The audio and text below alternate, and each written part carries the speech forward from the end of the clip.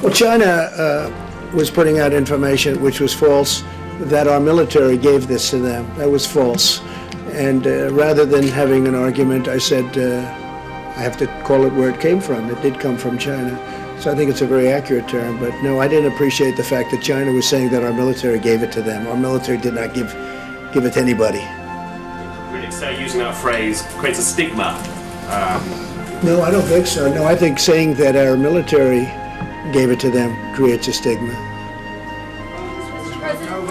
So a lot of people seem to think this is going to be, we are looking to save the maximum number of lives. Everything else is going to come back. A life is never going to come back, but everything else, our economy is going to come roaring back. You're going to know, we're going to know, we're going to all know that day. If somebody was asking about the day, when will you know, when will you know?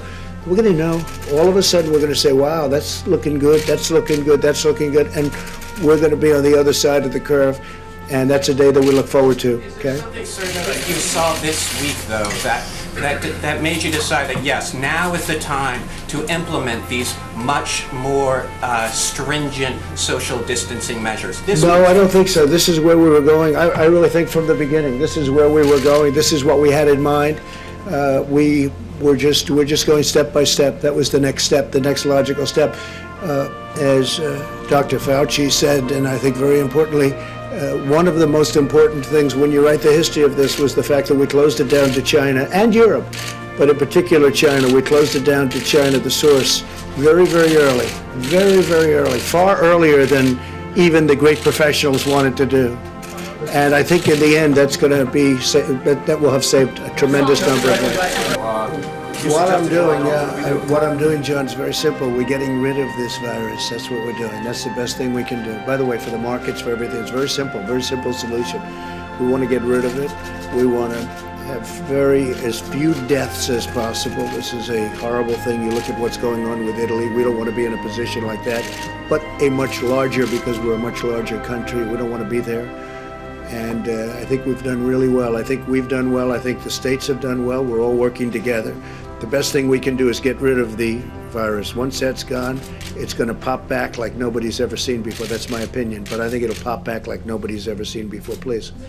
Just to follow up on John's question, specifically how many new hospital facilities could the Army Corps of Engineers build? And also, what specific measures are you taking to try to increase the number of ventilators in the stockpile? Right, we've ordered massive numbers of ventilators. We have, by any normal standards, we have a lot of respirators, ventilators. We have tremendous amounts of equipment, but compared to what we're talking about here, this has never been done before. And yesterday I gave the governors the right to go order directly if they want, if they feel they can do it faster than going through the federal government. Now, we've knocked out all of the bureaucracy. It's very direct, but it's still always faster to order directly, and I gave them. That was totally misinterpreted by the New York Times on purpose, unfortunately. We're looking at many ideas. That's one of them, frankly, and we're looking at creating incentives for companies, not only that type of company, but other companies. We're also looking to help companies such as the airline industry within the airline industry, and we'll be doing that. We will be doing that. This is not their fault. And they've been very understanding, actually, and we're going to be helping them. We will have a very powerful airline industry, and it'll start up as soon as this is over. We'll have those we'll have those planes ready to go. So we have to help them during the short term. It's very important. Yeah, please. Thank you, Mr. President. I wanted to know, have you taken a look at some of these models, such as the Imperial College London model, that kind of poses a very difficult choice, whether it's shutting down society or overwhelming the healthcare Right. system? Is that something that We've you looked at took every into model. consideration? We've relied on the very talented people, and there's no better team than the people behind me. And I will say that all of the people that have done those models are all in constant touch with Dr. Burks and Tony and everybody that you've been hearing so much from over the last couple of weeks. We've looked at many different models, and the model we have is we want to save a lot of lives. We want to save a lot of lives. If we get too steep on that curve, you're going to lose a lot of lives, perhaps unnecessarily. Now we're going to find out. Everything has a risk. We're going to see.